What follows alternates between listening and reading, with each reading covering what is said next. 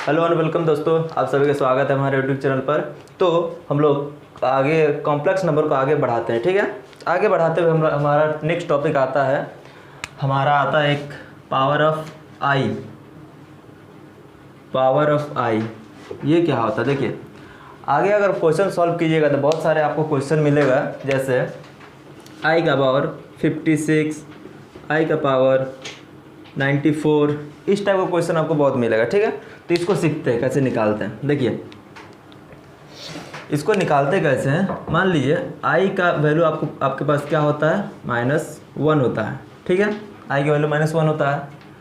और दोनों तरफ स्क्वायर करेंगे तो आई स्क्वायर का वैल्यू क्या होता है, इसका अगर स्क्वायर करेंगे तो आपका -1 होता है।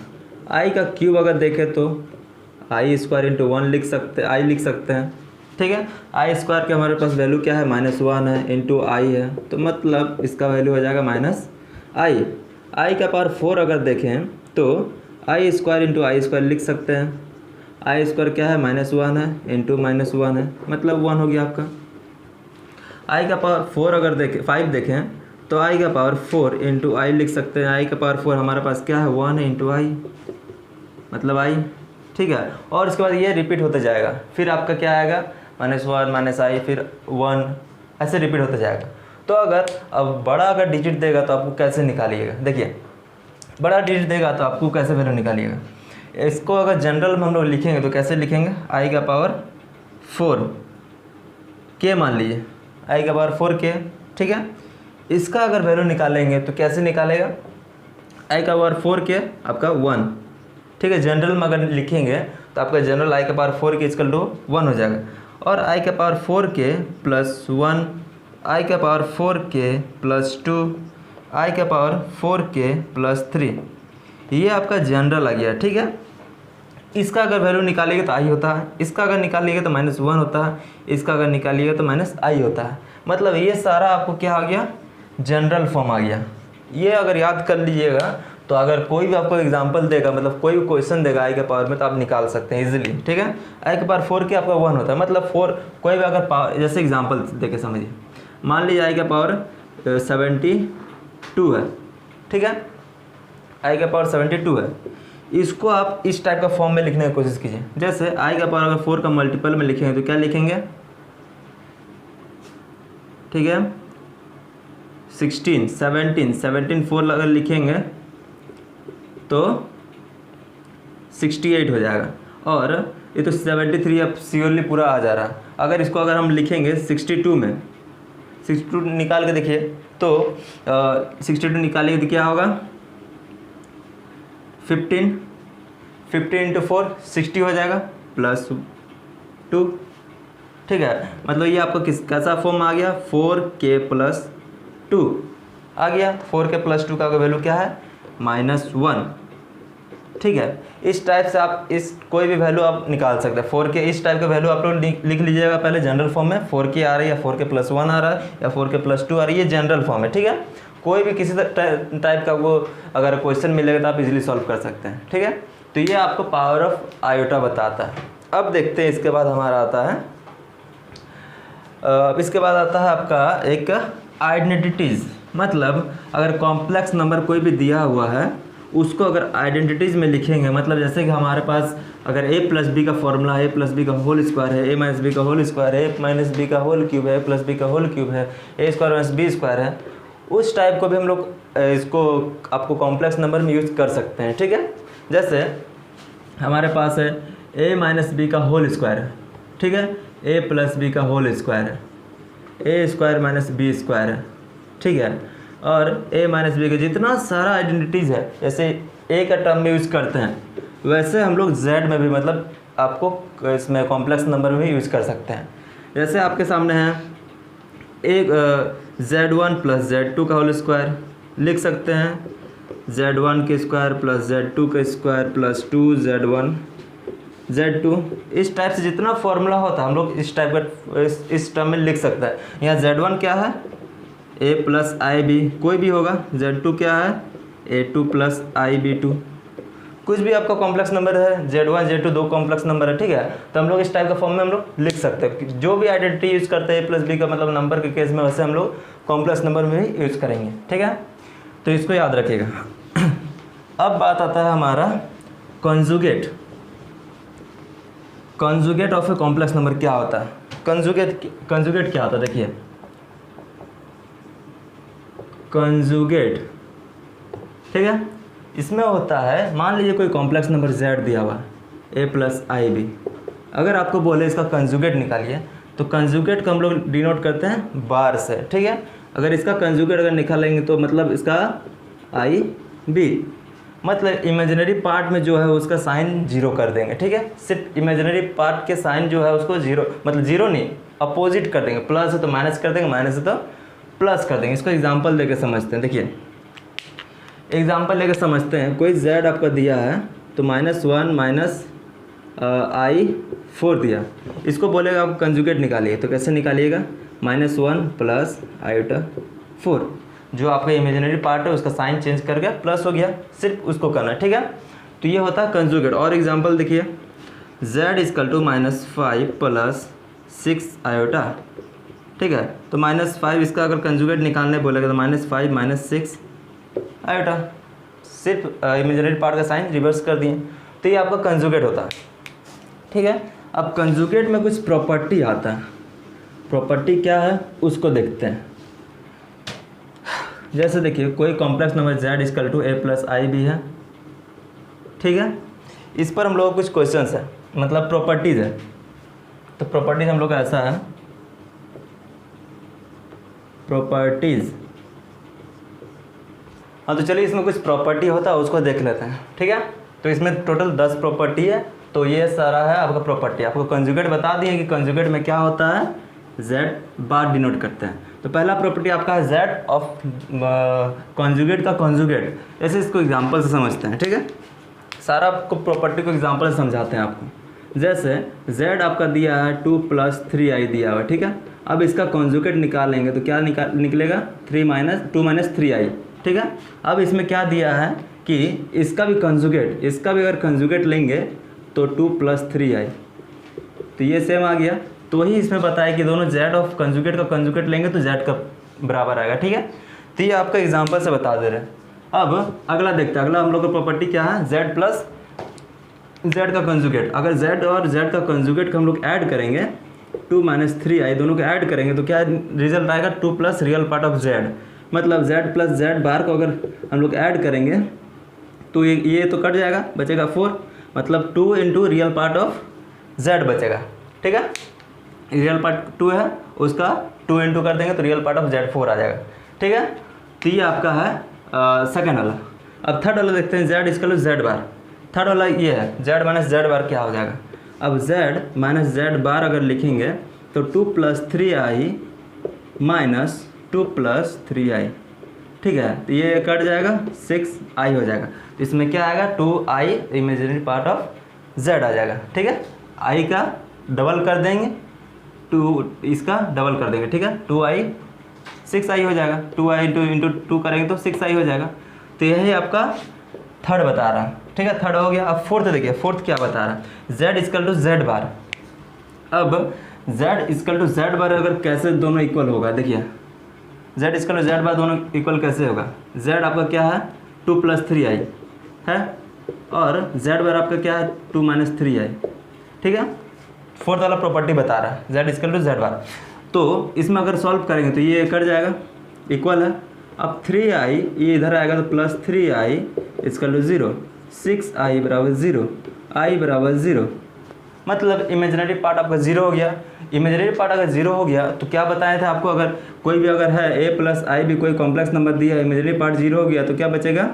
प्योरली रियल बचेगा, तो प्योरली रियल हो जाएगा आपका, ठीक है, तो ये आपका हो गया।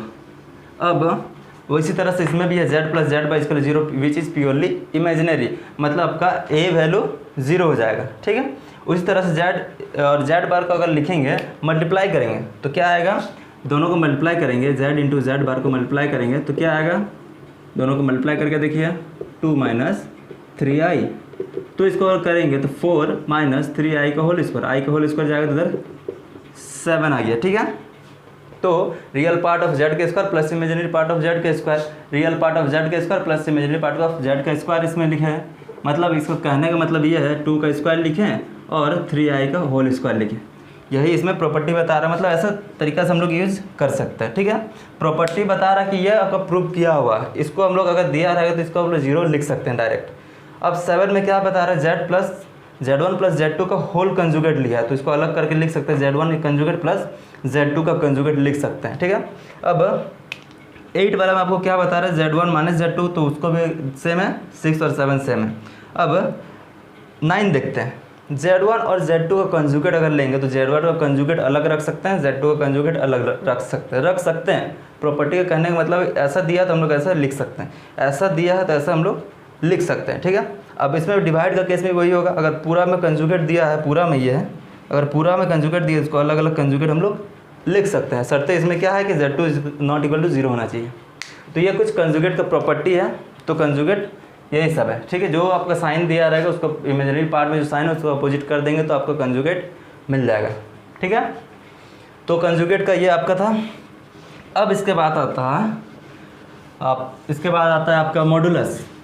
मॉडुलस ऑफ कॉम्प्लेक्स नंबर होता क्या है, देखिए मॉडुलस मतलब होता है, जैसे नंबर का केस में क्या था कि किसी भी चीज़ का अगर मॉड लेंगे तो बाहर आएगा तो प्लस लेके आएगा, ठीक है। ठीक उसी तरह इसमें भी अगर मॉडुलस आपका है तो कैसे लिखेंगे, देखिए मॉडुलस, इसमें अब क्या होता है कि मान लीजिए कोई आपका कॉम्प्लेक्स नंबर दिया हुआ है, इसको अगर मॉडुलस निकालने बोलेगा तो इसका मॉडुलस का फॉर्मूला होता है A square plus B square, मतलब रियल पार्ट का square, real part of Z का square plus imaginary part of Z का स्क्वायर, ठीक है। रियल पार्ट ये है, इमेजिनरी पार्ट ये है, इसका स्क्वायर प्लस इसका स्क्वायर, तो ये आपका मॉडुलस कहलाता है।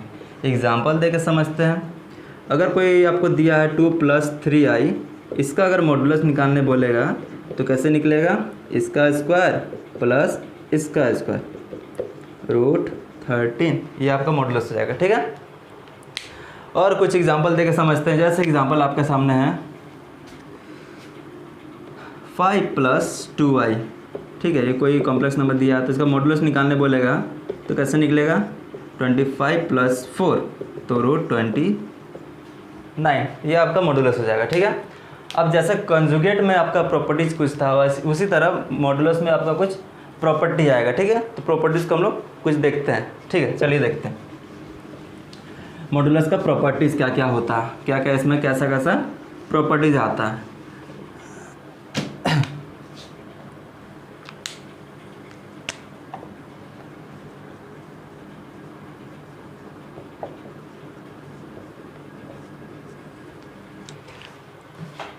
तो चलिए कुछ प्रॉपर्टीज़ में उसको देख लेते हैं, ठीक है। तो इसमें देखिए मॉडुलस का प्रॉपर्टीज़ क्या है, मॉड जेड बराबर 0 पहला आ जाएगा, मॉड जेड बराबर 0। इसको एग्जांपल समझते हैं, मान लीजिए कोई जेड आपका 2 + 3i है, ये आपका 0 कब होगा, मतलब मॉड जेड इसका निकालिए, क्या आ जाएगा, a square plus B square √30।